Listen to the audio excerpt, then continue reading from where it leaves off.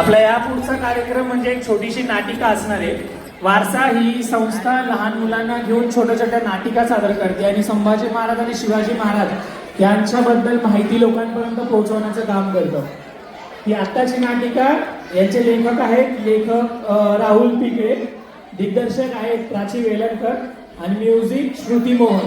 आपण जोरदार टाळ्यांनी वारसा टीमचं स्वागत करणार आहोत आणि पुढची नाटिका ते सादर करतील.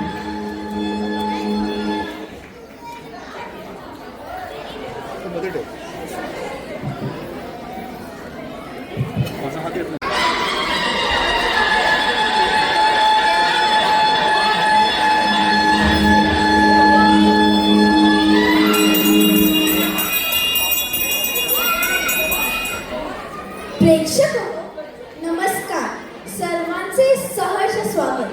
मला सांगा, आपण सगळ्यांनी छावा सिनेमा पाहिला आहे ना? तर आज आपण आपल्या संभाजी राजांचा अशाच काही कमी माहीत असलेल्या गोष्टी पाहणार आहोत. बरोबर, राजे जयसिंग बुद्धिबळातील नामांकित दिग्गज. आजतागायत त्यांना खेळत कोणी अडवले नव्हते, पण आज केवळ 12 वर्षांच्या शंभूराजेंकडून राजे जयसिंगांना बुद्धिबळात हारपत करावी लागली. तर शूर राजपुताने ती हार मोठ्या मनाने स्वीकारली. आणि आता पुढे आग्र्यासह आजोबा बस माफी द्यावी, आपल्यास आम्हाकडे हार पत्करावी लागली. काही हरकत नाही शंभूबा. खेळ आणि युद्ध म्हणले की हार जीत आलीच की, ती फक्त पचवता आली पाहिजे. माशाअल्लाह शंभू, आपने तो राजे जैसी जी को ही मात दी. मांगो, इस जीत के लिए जो चाहे वो मांग लो. खान साहेब, बघा बरं, नीट विचार करा, कहीं निर्णय देने ना पड़ जाए. हा. मुगल सल्तनत पूरे कायनात में राज करती है बच्चे, बेफिक्र होके मांगो. असं बर, ऐका तर, या बुद्धिपटावर 64 घरं आहेत. मला प्रत्येक घरावर बाजरीचे दाणे हवेत. और फक्त पहिल्यापेक्षा दुसऱ्या घरात दुप्पट, म्हणजे पहिल्या घरात 1, दुसऱ्या घरात 2, तिसऱ्या घरात 4, चौथ्या घरात 8 असे. बस इतना ही? मांगा भी तो क्या मांगा, आदमी अपने औकात से बढ़कर मांग ही नहीं सकता. ये सुना तो था. चलो ये मिले, इसी वक्त मिलेगा. जो मांगा वो मिलेगा शंभू. मागितलेले देऊ शकतात तरीही पुरेसे आहे खान साहेब.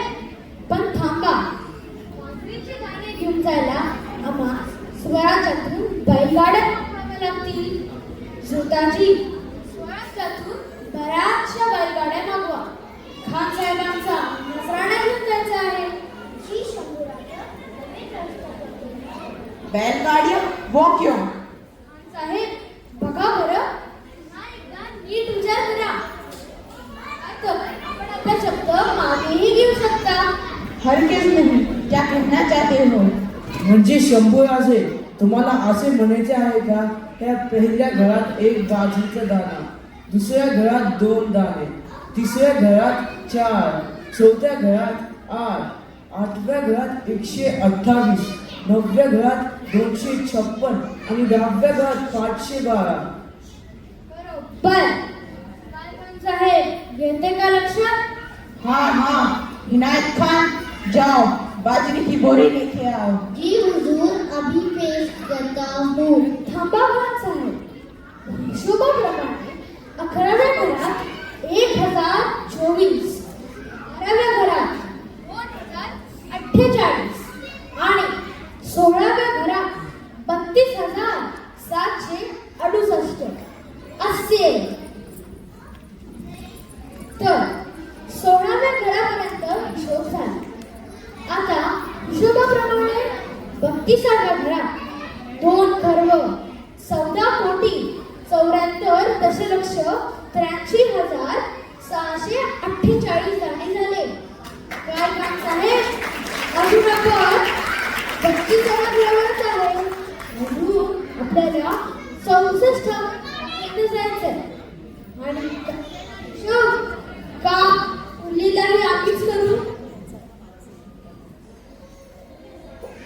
शंभूबाई, अद्भुत, निव्वळ अद्भुत. काय ही बुद्धिमत्ता! तुमच्या बुद्धिमत्तेस आमचा कुळनी साथ.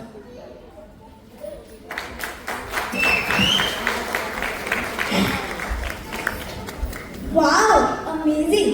काय ही बुद्धिमत्ता! कौतुक तरी कसे आणि किती करावे. पण प्रेक्षक हो, आपल्या शंभूराजांच्या जीवनाचे ब्रीद वाक्य काय होते माहिती आहे का? वाक्याला नुसती नजर टाकली तरी नसानसातून रक्त उसळायला लागतं.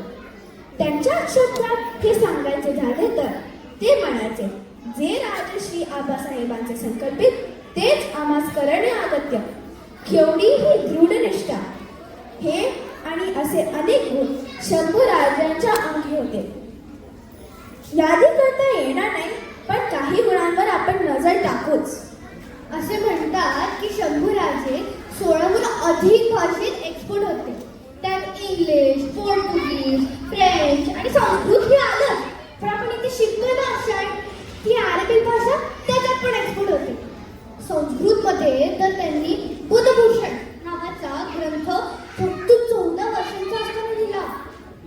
घोड्याचा स्पीड कंट्रोल करण्यासाठी असतो घोड्याचा लगाम. शंभूराजे तो घोड्याचा लगाम तोंडात धरायचे, म्हणजे त्यांचे दोन्ही हात फ्री राहतील आणि दोन्ही हाताने लढता येईल. शंभूराजे एकमेव होते की त्यांना 120हून अधिक लढाया लढले आणि एकही लढाईत हारले नाही. त्यामुळे 6 फुटाहून अधिक उंच आपल्या राजाचं नाव घेतलं तर शत्रू चळत चळत कापत असे. स्वराज्याचा सगळ्यात बलाढ्य शत्रू औरंगजेब. शंभूराजांच्या निधनानंतर नमाज पढून काय मागणी मागतो तर, मला पुढील जन्मी संभाजी राजांसारखा एक पुत्र दे. असे शंभूराजे जेवढे बदलले होते तेवढेच पोएटिक होते, हळव्या मनाचे होते, इमोशनल होते. त्यांची पत्नी सौ येसूबाई विलक्षण होत्या. केवळ 8व्या वर्षी त्यांची लग्न झाली. त्यावेळी घेतलेल्या उमेरातच त्यांनी त्यांची हुशारीची झलक लागली. आपण पुढील प्रसंगात पाहूया. चला तर मग. शंभू महाराजांचे लग्न होऊन नवीन दाम्पत्य गृहप्रवेशासाठी दरवाजात उभे. शंभू महाराज केवळ 12 वर्षाचे असावे, तर आपली छोटी असू 8 किंवा 9 वर्षाची.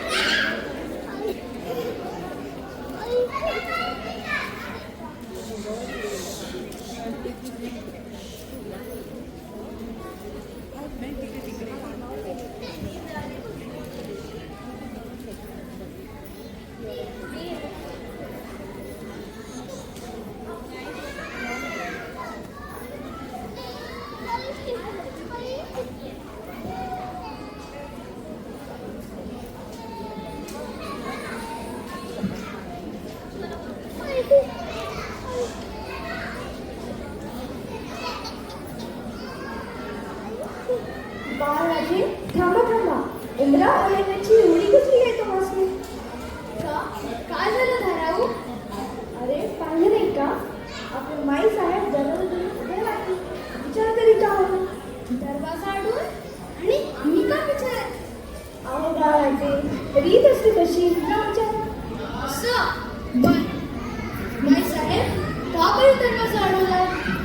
आम्ही आपली कन्या मागायला आलोय, देणार ना? कोण म्हणताय त्याची कमी कन्या त्यांना? काय ग सगळे देव कापताय? होऊ दे गंगा गौरी देव वत्सांच्या घरी. असं नाही, छानसा उखाणा झालाच पाहिजे. प्रेक्षक हो, लक्ष असू द्या. 8-9 वर्षांची चिमोटी येसू समोर धाराऊ, मोठी नणंद, माई साहेब, तेजस्वी राजमाता जिजाऊ अशा अनेक मानवंतांसमोर प्रथम भेटीत उखाणा घ्यायच्या म्हणजे खायचे काम नाही. पण आपली चिमोटी येसू पहा कशी निभावून येते ते. उखाणा? होय, उखाणा. रीतच आहे तशी. द्या उखाणा. बरं. पहिले कंकण सौभाग्याचे, विसरले दिवस मी बालपणाचे. दुसरे कंकण आनंदाचे, विद्येचे अन विनयाचे. तिसरे कंकण हात शोभतो, सौख्याचा राजगड फुलतो. चौथे कंकण हाती विलसे, सासर करेन मी आपलेसे. पाचव्या कंकणी प्रभा मंगलतेची, वाढवीन कीर्ती दोन्ही कुळांची. 6वे कंकण किणकिणते हाती, बहिणी समान ननंदा असती. 7व्या कंकणी सासवा घरी, जीवन होईल भरभरी. 8वे कंकण सौभाग्याचे, शंभूराजे युवराज स्वराज्याचे. 9 कंकणांनी भरला सौभाग्याचा चुडा, शिवरायांनी उघडला सौख्याचा पुडा. रयतेवर आहे जिजाऊची अखंड सावली, शंभूराजाला जन्म देणारी धन्य त्यांची माऊली.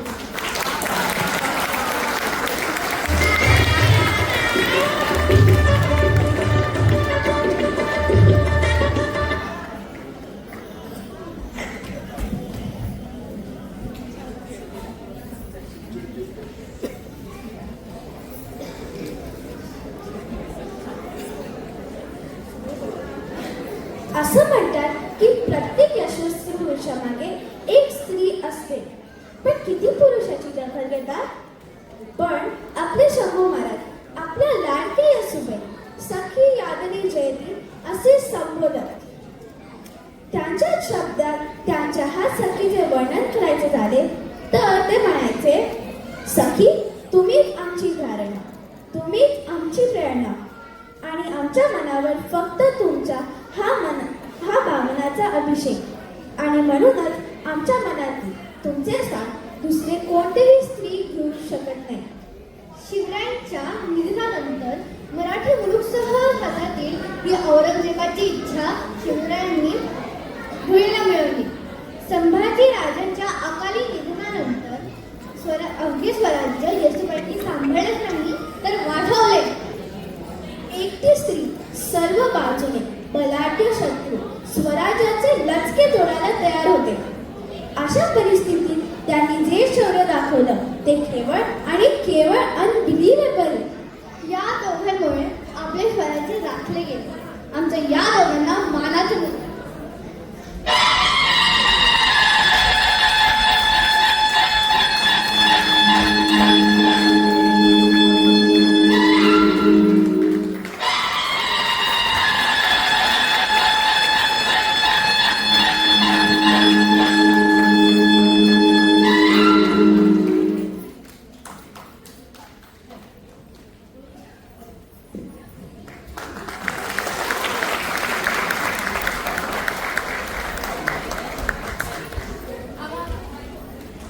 सुर में गाना सीखिए पाधानी साहब के साथ। ये है पावर पर्सनल। अतिशय उत्कृष्ट असं सादरीकरण वारसा या टीम कडून झालं. एकदा जोरदार टाळ्या होत नव्हत्या.